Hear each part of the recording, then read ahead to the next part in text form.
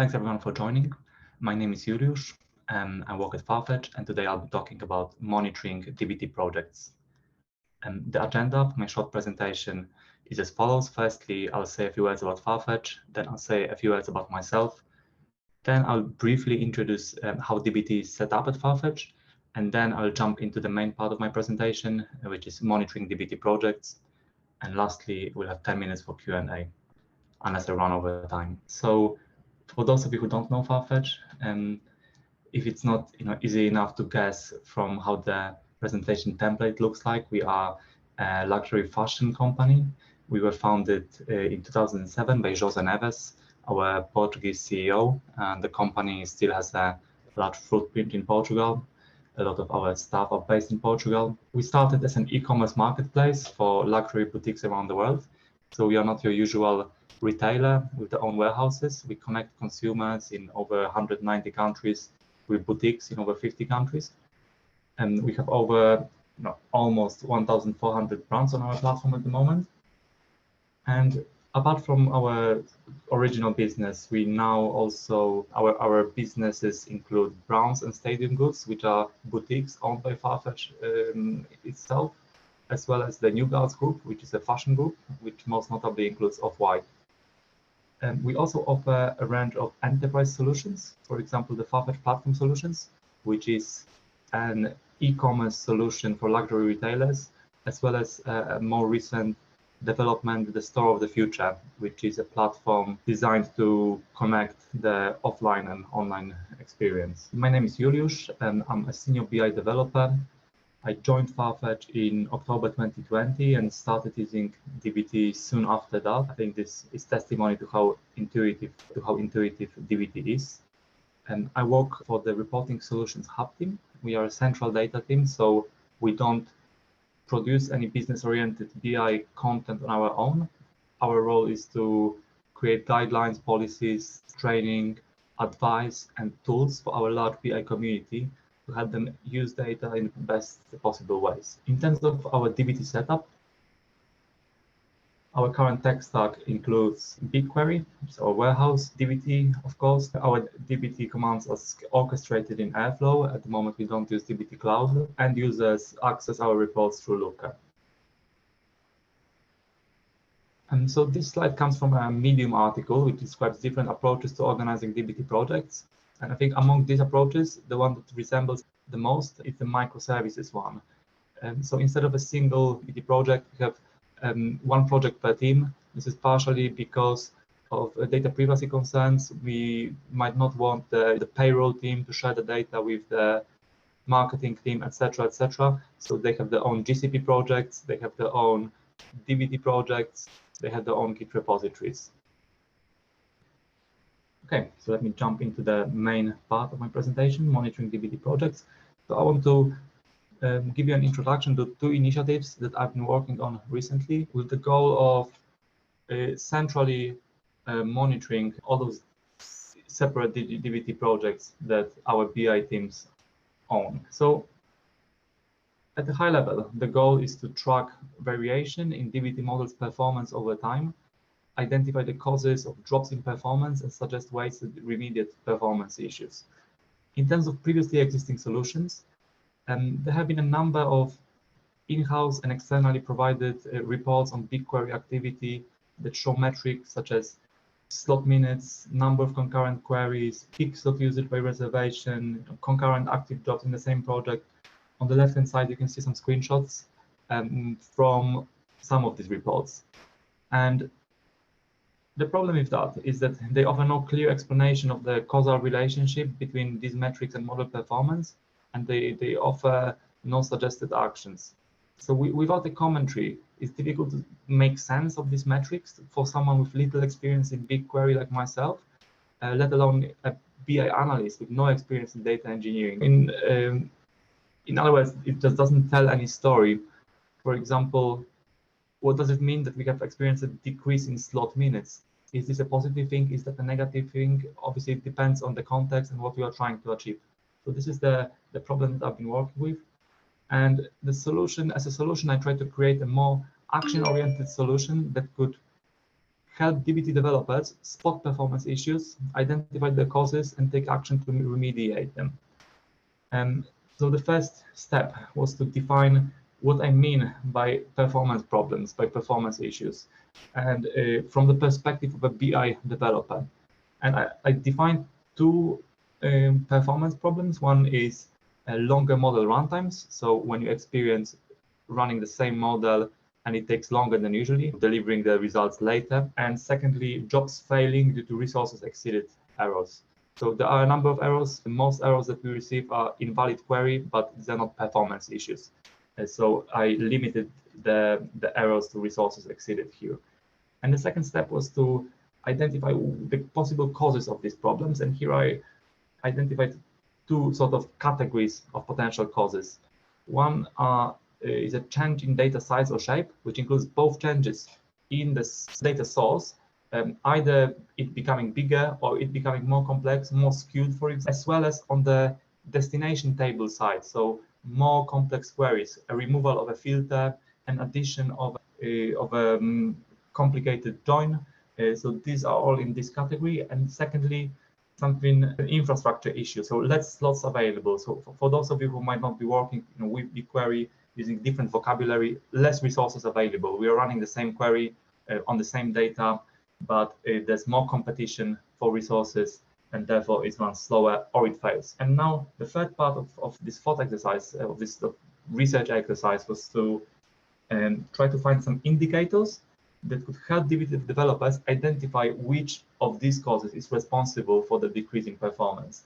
And here I identified an increase in gigabytes processed, which is an indicator of a change in data size or shape, but not an indicator of less slots being available. It's independent. A drop in average slot minutes per 1 gigabyte of data processed, which is an indicator of less slots being available because you have less slots working on the same amount of data, but on its own, it's not an indicator of you processing more data. And then shuffle data spilling to disk, which happens basically when you run out of memory and operations that would normally be performed in memory now need to start being written, which could be an indicator of both, because having less resources, you have less memory, things start spilling, memory starts spilling quicker. But if you have the same amount of resources and you are processing more data, that could also happen. So by elimination, by looking at what indicators you could potentially, hopefully, identify what is causing your problems.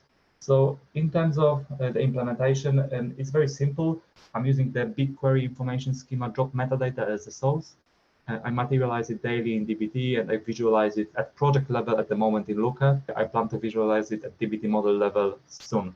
So how it looks like this, it's very verbose. I'm not going to go through all this text, but to give you an example, you can see that this project, Stadium Goods, they have an increase in runtime. It's not significant, but for the sake of showing how it works, they have an increase in average weekly runtime, while the amount of data processed is actually decreasing. So it doesn't look like they are running longer because they are processing more data. So the next step would be to go into the average weekly slots per minute by gigabyte of data processed. And that does seem to decrease around the same time. So there's a clear correlation. You can see the same dip for commercial. And this it again correlates with an increase in runtime. So there's a table that suggests action you should take depending on what indicator you are seeing. So in this case, you are seeing a decrease in slots per minute gigabyte of data processed, and the root cause might be slot contention. So you should go to this section to see what you might do about it. And there are clear actions that a developer could take, including selecting a less busy slot to run your data, running less jobs at the same time, or talking to the infrastructure team to get a higher slot reservation. And so it's meant to be more action-oriented. It's meant to be telling a story rather than just displaying how certain metrics change over time. And I'll jump back into my presentation and talk about another thing that I want to briefly introduce. This is something that I call the BigQuery Dependency Explorer. So here I wanted to allow DBT developers and other creators of data content to see where the data is being used. Applications of that include assessing impact of changes, for example, decommissioning a table or a DBT model, as well as monitoring adoption. So we want to see whether people are actually using your table. In terms of previously or currently existing solutions, obviously we have DBT graphs, but as I said, we have multiple projects, one for each team. And data can be used across these projects. The output of one project can be, the input to another project. We are a big company with hundreds of analysts. So we have people who don't use DBT. So there's data that's comes out of DBT and is used in an ETL that is using a different tool. For example, a query scheduled directly in the BigQuery console. And there's no single place to see lineage across different DBT projects, as well as across different tools. And this is the problem that I wanted to solve. So as a solution, I wanted to create a dashboard that for each table shows all the BigQuery tables that directly or indirectly depend on it. So not only things that are directly referencing your table, but also things that are referencing the tables that are referencing it, etc., etc. And all users that depend on your data, as well as all reports that depend on your data. For example, Looker dashboards, Looker explores. And the solution looks like this. So here I select an ancestor table, and I can see all the tables that depend on it. Most of them are not created in DBT. If you want to see only the ones created in DBT, there's a separate table. So these are DBT models that depend on your table. And these are all the users that depend on your table by usage over the past 7 days. This is usage by user group. So you have this many queries in Looker that somehow depend on your table. You have this many individual queries, people querying it in BigQuery console, this many DBT queries that use it. This is how it looks like in terms of how it's been implemented. 2 minutes left. So it's based on a recursive join. BigQuery metadata provides me for any query with the reference tables, joining the reference tables to the reference tables to create like a full picture of the lineage. And I join it up to 20 times, creating up to sort of 20 levels of dependencies. This is running in DBT on daily basis, using data from the past week. I'll briefly show you the code that's used to implement it. So I could not find a way to implement it in using Jinja and macros within DBT. So the loop is implemented using pure SQL within Big, and I keep on looping a temporary table and appending more reference tables to it. And so the way I implemented that in DBT is using the SQL header. So I implemented all of this in SQL, and then I simply do a select statement from the temporary table created by that loop. I actually noticed a bug in DBT here, and so I wasn't able to use the ref function in the SQL header, and whatever I put in the ref function as an argument, it always compiled to the destination table. And so if I put reference table and view by destination table STG in the ref function, I would end up with table ancestor breach. And so instead I had to use target.schema and then the table name. And then I provided like a functionless reference to the upstream table in order to keep the DBT lineage in sync. And so I'm going to come back to the presentation. So in terms of the data powering this dashboard, the most important table looks like this. So here for any ancestor table or for any destination table, I can see anything upstream of it, not only directly upstream, but also something that sits upstream of the upstream table. I also display the distance between the two tables. And so here in particular, I'm actually showing the lineage of this very table ancestor breach table. So you can see that between these two tables, there should be a distance of 1. And between these two tables, there should be a distance of 2. So you can find it here. But also, as you can see, within DBT, I have 1, 2, 3, 4, 5 tables that my table depends on. In here, I can see 1, 2, 3, 4, 5, 6, 7, 8. And this is because there are tables beyond DBT as well that I depend on. So this is going beyond DBT to represent lineage, both upstream and downstream of DBT. And that's it. That concludes my presentation. I'm open to Q&A. Awesome. Thank you, Juliusz. Great presentation. I'm going to start with my question first. And I wanted to go to your first section of the presentation and with the DBT monitoring dashboard. And I just wanted to know more about like the existing, how you came about to this solution. I'm very curious what the backstory is. Like, were you struggling with long run times in DBT? Were you constantly having slot issues? I'm just curious, can you tell me like the months preceding you having this dashboard and what that was like? Yeah, absolutely. We have been experiencing some issues in BigQuery, maybe not exactly in DBT, although more recently we have come across models failing because they have just grown to be too large.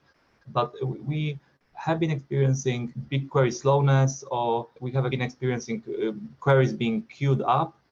And we have a variety of resources to analyze what's happening in BigQuery. But I have a data engineering background, but I had never worked with BigQuery. Previously, I used to work with Hadoop and in-house solutions that provide you much more insight to what's happening inside. And based on these dashboards, they didn't really tell us anything. We always looked at the number of slot minutes. We didn't even know if it's a bad thing or a good thing that we are using less slots. Does it mean that we are running more efficient queries, or does it mean that we are actually, or does it mean that less slots are available, for example?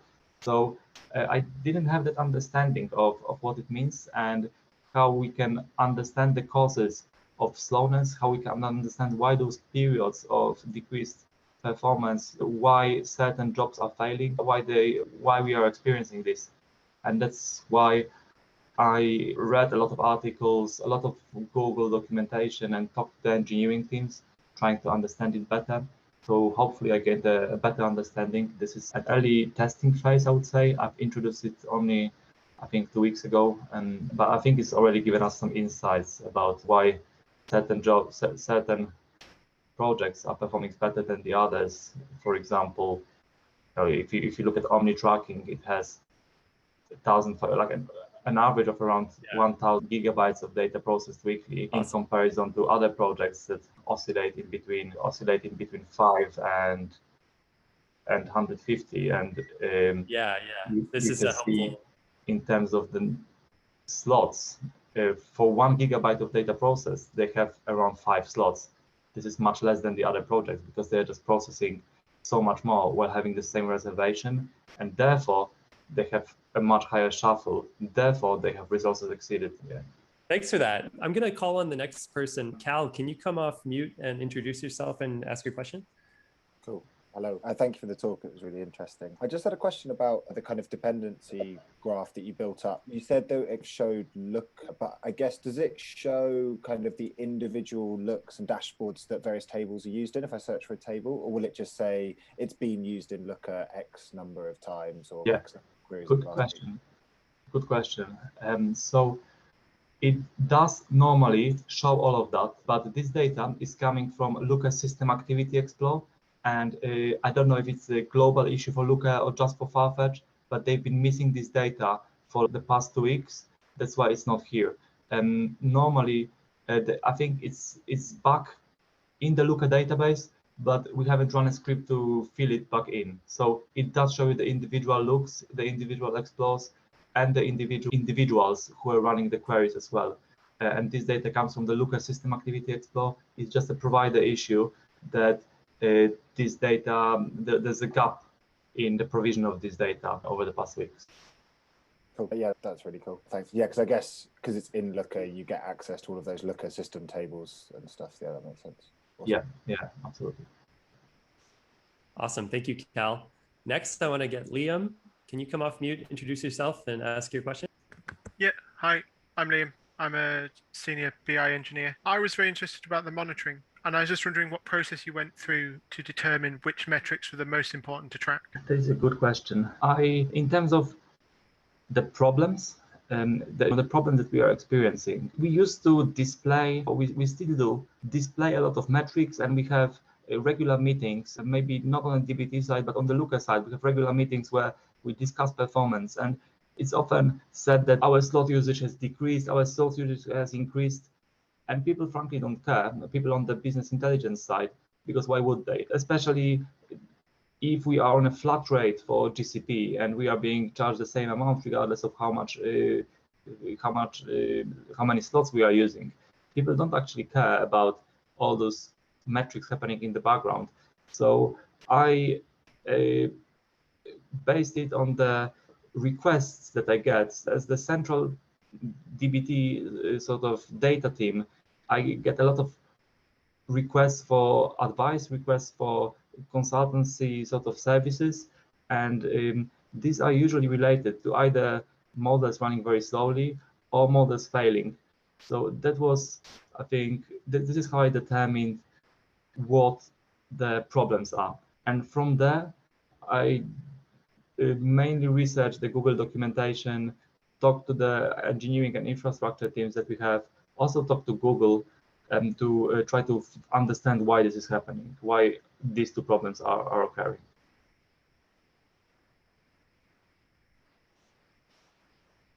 Awesome.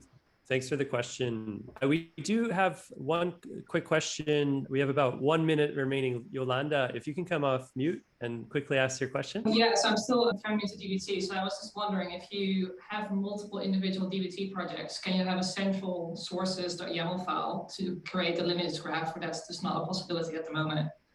Because teams inevitably in WISE will start their own DBT projects, so just to find a way to keep that documentation connected. Good question. I would think that it is possible. Of course, you can match the different JSON files, but you would probably need to mix it up to find the relationship between the two JSON files. You need to go at the level of the database to find out how the two are connected. That's what I would imagine. So rather than, because we also have things that are not running in DBT, I just ignored the JSON files and the manifest.json, etc., and just looked at the dependencies from the database perspective to give me a picture of DBT as well as everything outside of DBT. I'm sure that it will be possible to try to combine the different JSON files. I don't know if it will be possible to visualize it. Maybe something would need to be built completely obvious, completely customized, a script to visualize this lineage, unless someone from DBT can think of a solution that is so. I think, as I said, probably possible, a lot of custom code. Yeah, that's a good, Sung and I both see this question ourselves, and maybe I'll post a link in the chat afterwards as well. Juliusz, thank you so much for your presentation.